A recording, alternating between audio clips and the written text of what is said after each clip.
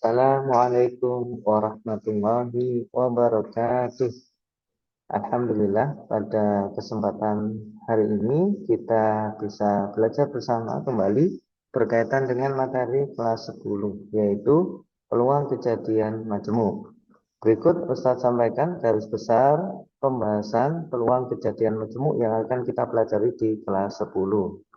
Yang pertama, kita akan membahas tentang pengertian kejadian majemuk dan kisaran nilai peluang kejadian majemuk.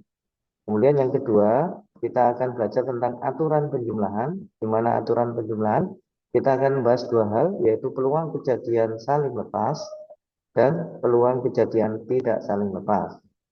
Kemudian bagian yang ketiga, kita nanti akan belajar apa itu aturan perkalian. Ini juga akan dibagi menjadi dua, yaitu peluang kejadian saling bebas atau independen dan peluang kejadian tidak saling bebas atau dependen. Berikutnya terakhir kita akan mengupas frekuensi harapan pada peluang kejadian majemuk. Oke, itu adalah garis besar tentang pembahasan peluang kejadian majemuk yang akan kita pelajari di jenjang kelas 10. Oke, untuk meningkat waktu, kita akan masuk bagian yang pertama, apa itu kejadian majemuk. Sebelum masuk ke bagian kejadian majemuk, alangkah baiknya Ustadz akan mereview kembali istilah-istilah yang ada dalam peluang. Yang pertama, disebut dengan percobaan atau eksperimen adalah suatu kegiatan yang dapat memberikan beberapa kemungkinan. Contoh, misalkan saya melakukan percobaan melambungkan dadu. Ini dimaksud adalah percobaan. Nanti akan memberikan beberapa kemungkinan. Misalkan kalau sebuah dadu itu misalkan nanti tampil atau muncul mata dadu 5 misalkan ya, atau mata dadu 2 dan seterusnya. Itu akan memberikan beberapa kemungkinan kalau sebuah dadu itu Ustadz lambungkan. Contoh yang kedua, misalkan percobaan Ustadz ingin mengawinkan kambing jenis kelamin jantan dan betina. Nah, kalau ini normal akan menghasilkan dua kemungkinan, nanti anak kambingnya bisa berjenis kelamin jantan atau berjenis kelamin betina, ya kemungkinannya. Kemudian ada ruang sampel. Ruang sampel itu apa? Yaitu himpunan semua hasil yang mungkin pada suatu percobaan. Jadi semua hasil kalau Ustadz melakukan percobaan, kemungkinan dari percobaan itu apa saja yang bisa terjadi. Gitu. Misalkan sebuah dadu Ustadz lambungkan, maka kemungkinan hasil percobaannya adalah 1, kalau tidak 2, 3, 4, 5, 6. Nah, ruang sampel sendiri itu disimpulkan dengan S. Dan NS itu artinya adalah banyaknya anggota ruang sampel. Karena di sini ada 6, maka NS-nya adalah 6 untuk pelambungan sebuah dadu. Oke, yang ketiga adalah kejadian. Kejadian adalah himpunan yang memuat hasil percobaan dengan kriteria tertentu. Nah, ini mungkin perlu saya perjelas. Ini ada kata-kata kriteria tertentu. Jadi kejadian itu nanti adalah hasil percobaan dengan kriteria tertentu. Jadi merupakan bagian dari ruang sampel. Contoh, tadi melambungkan sebuah dadu gitu ya. Kita punya S-nya adalah 1, 2, 3, 4, sampai 6. Ya. Nah, di sini ada kejadian. Nah, kejadian muncul mata dadu bilangan prima. Jadi dari 1 sampai 6 itu kriterianya kita ambil, yaitu yang bilangan prima, yaitu berapa? 2, 3, dan 5. Sehingga eh, kejadian pada percobaan melambungkan sebuah dadu dengan muncul mata dadu bilangan prima yaitu 2, 3, dan 5. Nah, kejadian sendiri dalam pembahasan ini kita simpulkan dengan huruf E. E itu event ya, kejadian. Maka kalau Ustadz kasih simbol ME itu artinya adalah banyaknya anggota kejadian. Dengan kriteria apa? Dengan kriteria kalau di contoh ini adalah muncul mata dadu prima, yaitu ada 3 banyaknya, karena di sini ada 3. Oke, berikutnya Ustadz akan masuk ke selanjutnya, yaitu bentar. Oke. Setelah kita belajar istilah-istilah, kita akan masuk ke materi inti, yaitu pengertian dari kejadian majemuk. Kejadian majemuk itu apa? Kejadian majemuk adalah gabungan dari dua kejadian atau lebih kejadian. Jadi minimal itu ada 2 kejadian, ya. Nah, kejadian tersebut dihubungkan biasanya dengan kata penghubung atau bisa menggunakan kata penghubung dan. Nah, jadi ada dua kejadian, di antara satu kejadian dengan satu kejadian lainnya itu dihubungkan dengan kata atau biasanya menggunakan kata hubung dan. Nah, contohnya seperti apa? Contohnya ini. Dalam satu set kartu bridge ya atau kartu remi, kejadian terambilnya sebuah kartu as atau kartu king. Di sini sudah terlihat bahwasanya kejadiannya adalah kejadian majemuk. Kenapa? Karena di sini ada dua kejadian, ya, ada dua kejadian. Kejadian yang pertama yaitu kejadian terambilnya sebuah kartu as. Ini kita namakan kejadian pertama. Kemudian kejadian yang kedua adalah kejadian terambilnya kartu king. Ini kejadian yang kedua. Nah, berarti karena lebih dari satu, maka ini kita namakan kejadian majemuk. Selain itu, dua kejadian ini dihubungkan dengan kata-kata atau ya, dengan kata atau. Sehingga ini masuk dalam kategori kejadian majemuk. Berikutnya contoh yang kedua, misalkan ada sebuah kotak berisi 12 bola yang diberi nomor 1 hingga 12. Jadi ini misalkan ada kotak bola ya, berisi 12 bola. Dan seterusnya sampai bola terakhir. Ini kita beri nomor bola 1 sampai bola ke-12. Nah, dalam bola ini akan diambil dua bola secara bergantian ya, dengan pengembalian. Jadi ngambil dua bola tapi satu persatu ya. Secara bergantian itu satu persatu. Tapi dengan syarat dengan pengembalian. Jadi setelah ngambil bola satu, itu bola satunya lagi dikembalikan untuk ngambil bola yang kedua. Kita perhatikan kejadiannya. Kejadian terambilnya bola yang bernomor 5 pada pengambilan pertama. Nah, ini kita namakan dengan kejadian pertama, yaitu ngambil bola bernomor 5 ya, pada pengambilan pertama. Kemudian pada pengambilan kedua, yaitu bola bernomor kelipatan 3. Nah, ini masuk kejadian yang kedua. Maka ini adalah contoh untuk kejadian majemuk.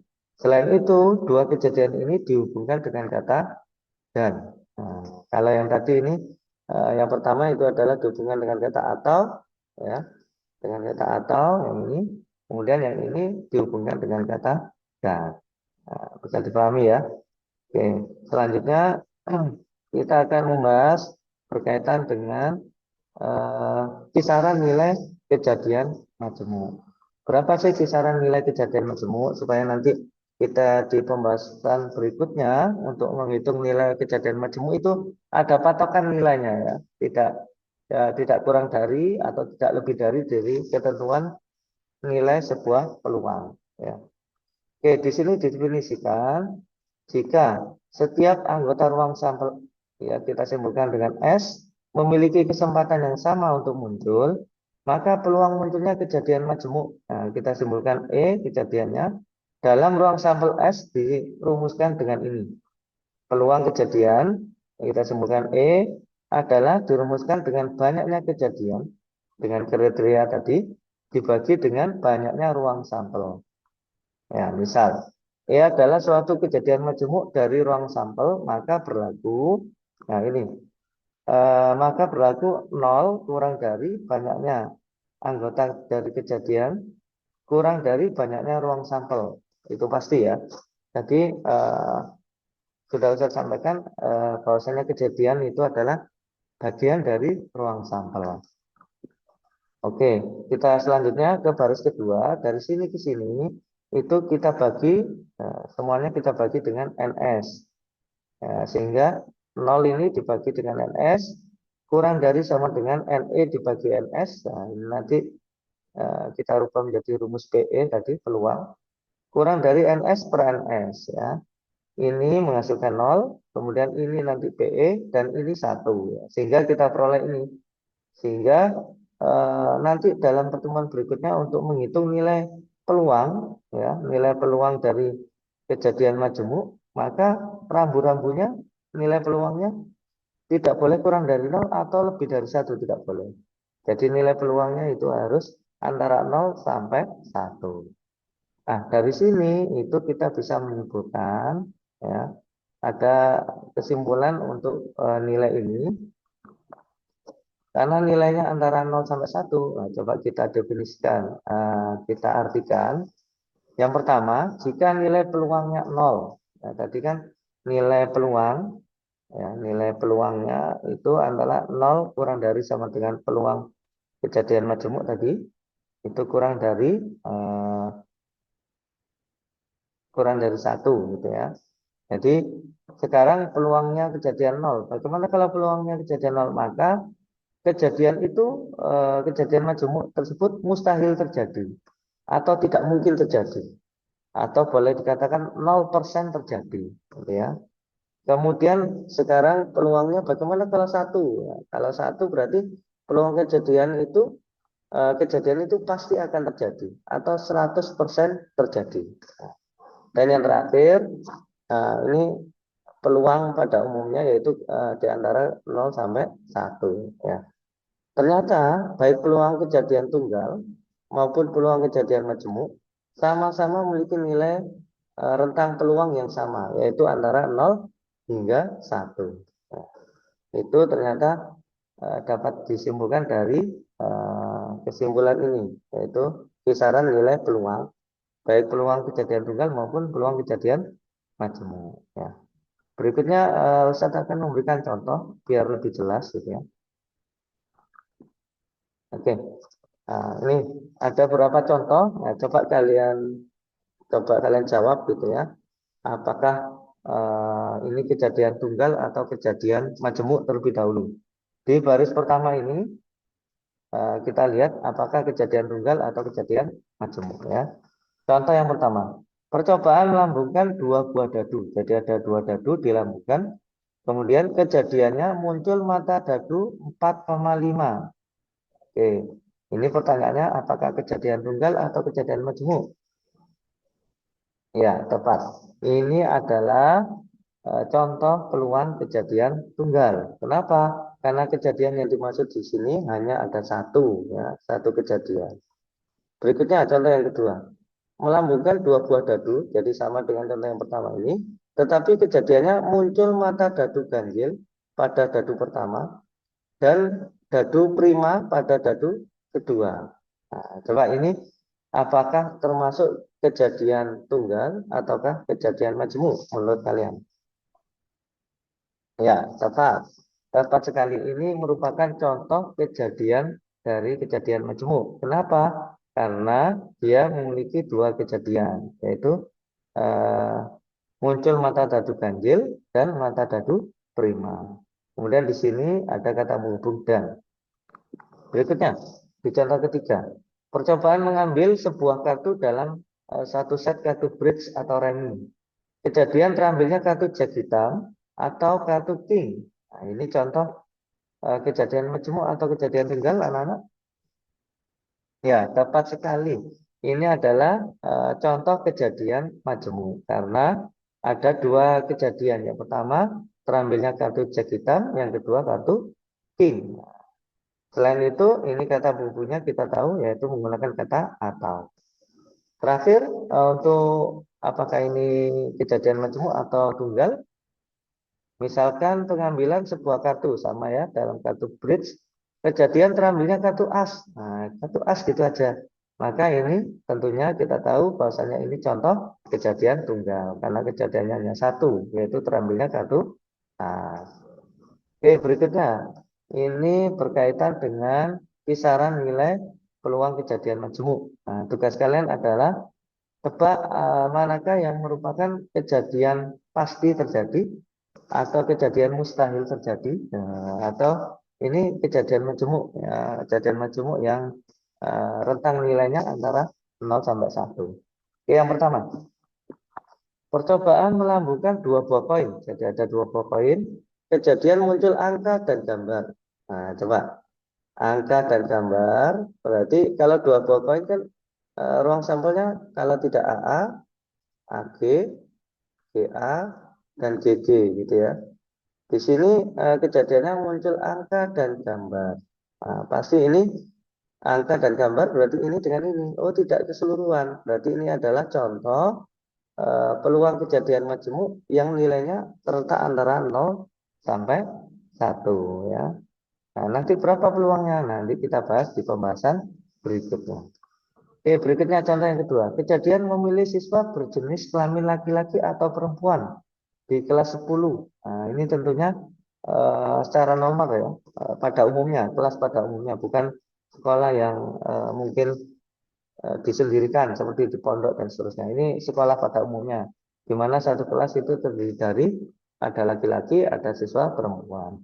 Sehingga kalau saya memilih satu siswa di kelas tersebut, maka ini kejadiannya termasuk kejadian pasti terjadi. Kenapa? Karena di kelas itu berisi laki-laki dan perempuan. Sehingga kalau saya milih dengan mata tertutup pun, saya milih si ini, nah tentunya pasti akan saya dapatkan. Oke. Contoh yang ketiga, kejadian memilih warna putih atau hitam. Ini kejadian majemuk juga pada susunan warna pelangi. Jadi warna pelangi itu magiku hibiniu ya. Kita lihat bisa nggak saya memilih warna putih? Karena warna pelangi tidak ada warna putih. Kemudian saya juga seandainya ngambil warna hitam juga nggak bisa. Maka ini termasuk kejadian, contoh kejadian majemuk yang mustahil terjadi. Mustahil terjadi itu maksudnya saya tidak mungkin pada contoh ini mendapatkan warna pada susunan pelangi yaitu warna putih maupun warna hitam. Nah, itu ya ada anak-anak Ustadz yang Ustadz banggakan. Semoga bisa dipahami untuk penjelasan berkaitan dengan kejadian majemuk. Kita tutup dengan bacaan Alhamdulillahirrahmanirrahim. Assalamualaikum warahmatullahi wabarakatuh.